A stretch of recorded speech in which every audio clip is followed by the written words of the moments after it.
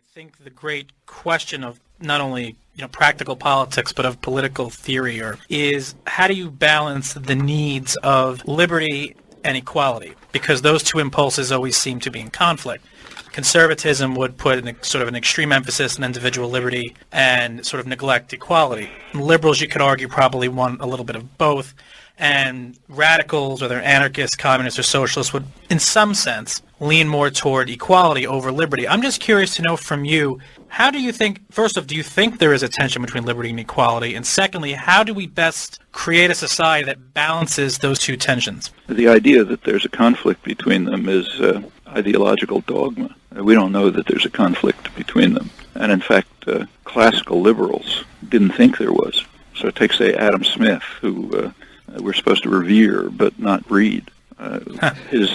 One of his core arguments for markets, he had rather nuanced arguments for markets, but one of the basic ones was that, as he said, in a free society, markets will lead to equality. And he meant equality of outcome. Not equality of opportunity. No, he meant equality of outcome, which he took for granted to be a desideratum. Well, that was one of his core arguments for markets.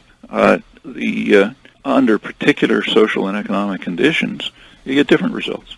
But I don't think there's anything general that can be said about this.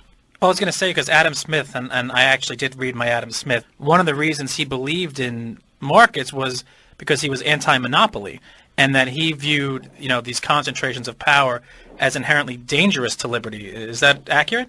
That's correct, and he was opposed to mercantilist structures, which have been reconstructed in many ways in modern corporations.